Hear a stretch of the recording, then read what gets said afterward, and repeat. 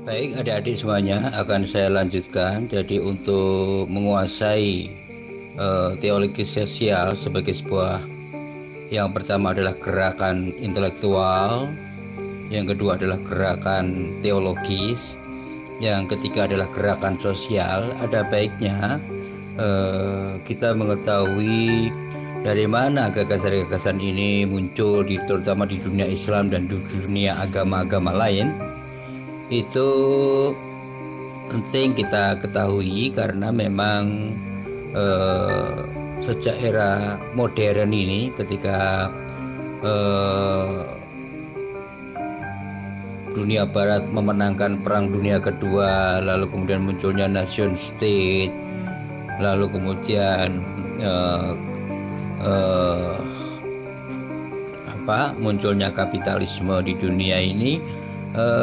Untuk merespon itu, eh, kaum agamawan ini banyak kehilangan eh, wacana baru atau gerakan baru di dalam merespon hal-hal itu. Lalu kemudian mereka banyak merujuk pikiran-pikiran dari Karl Marx, ya, yang memang sejak awal gagasan Marxisme ini eh, sebagai tandingan dari gagasan-gagasan kapitalisme yang muncul di Eropa, yang kemudian gagasan-gagasan Marxisme ini juga menyebar ke seluruh dunia, bahkan menjadi gagasan yang tadinya ekonomi menjadi gagasan ekonomi politik yang melahirkan negara-negara komunis seperti di Rusia, di Cina, di Korea Utara, di Kuba, di Amerika Latin, itu ya, di daerah-daerah Katolik juga itu. Eh, Menarik dari eh, gagasan-gagasan dari Marx ini, yang mencoba melihat dunia sosial ini. Kalau Anda baca bukunya Marx tentang eh, masyarakat miskin ini, baik dalam bukunya Manifesto Komunis maupun Das Kapital ini, Anda akan menemukan tiga pikiran dari Marx ini, ya. Yang pertama, Marx ini melihat dunia sosial ini dibagi menjadi dua, ya. Dimanapun dunia sosial, di dunia masyarakat ini dibagi menjadi dua kelas, ya, dua grup atau dua kelompok, yaitu kelompok atas dan kelompok bawah, kelompok kaya dan kelompok miskin, gitu ya, kelompok borjuis dan kelompok proletar, kelompok majikan dan kelompok eh, buruh, ya. Dalam masyarakat kapitalis, dalam masyarakat petani ada tuan tanah dengan petani, ya. Dalam masyarakat agama ada agamawan dan umat, gitu ya. Dalam masyarakat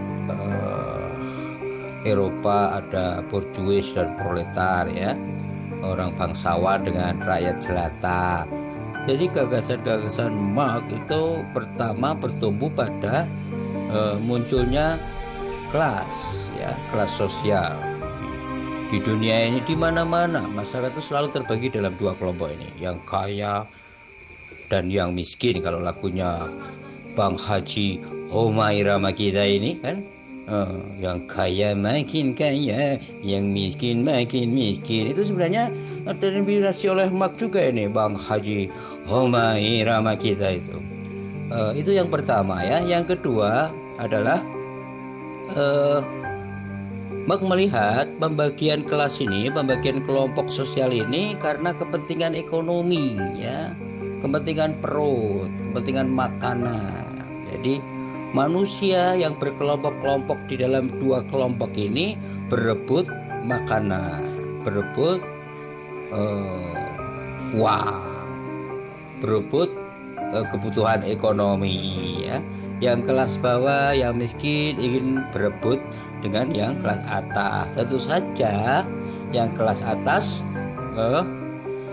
selalu menang karena dia menguasai semuanya, menguasai modal dan sebagainya itu. Maka menurut Marx dua kelas ini sepanjang sejarahnya, kalau dia teorinya yang keren itu, materialisme historis dan dialektika materialisme itu, sejarah ini dibentuk oleh kekuatan-kekuatan ekonomi yang saling bertentangan, yang saling berebut kepentingan gitu ya, antara kelas borjuis dan kelas proletar itu. Itu yang kedua. Lalu yang ketiga adalah Marx memandang bahwa pertentangan kelas ini harus diakhiri dengan menciptakan sebuah masyarakat sosialis gitu ya. Kalau Marx menyebutnya masyarakat komunis, itu masyarakat yang sama, tidak ada lagi yang miskin, semuanya sejahtera semua, makmur semua, terperdaya semua, sama rata, sama rasa, itulah pikiran-pikiran dia itu. Ya, itu gagasan-gagasan menarik dari Marx ini yang menginspirasi banyak tokoh agama di dunia ini. Meskipun Marx sendiri melancarkan kritik yang tak habis-habisnya di kelompok-kelompok agama ini, karena kelompok agama dianggap melanggengkan melegitimasi dan melanggengkan kelompok kelas yang saling bertentangan ini. Tapi itu pikiran-pikiran teori Marx gitu ya. Dengan ketika ini munculnya masyarakat sosialis ini lewat revolusi ini, Marx mengidealkan bahwa teori sosialnya ini menjadi sempurna untuk menggantikan kapitalisme maupun agama gitu, sehingga masyarakatnya jadi makmur. Ini saya kira Marx juga menganut romantisme itu ya, sampai kemudian dia nggak percaya agama, bahkan menjadi ateistik. Saya kira itu suju ya, dulu ya adik-adik ya pengantar saya. Nanti kita lanjutkan kuliahnya di minggu depan yang lebih menarik lagi. Pokoknya kuliah kita akan berputar-putar tentang gerakan intelektual, gerakan teologis, dan gerakan sosial ini ya. Tapi kita akan tekankan pada gerakan-gerakan sosial yang berkembang saat ini ya.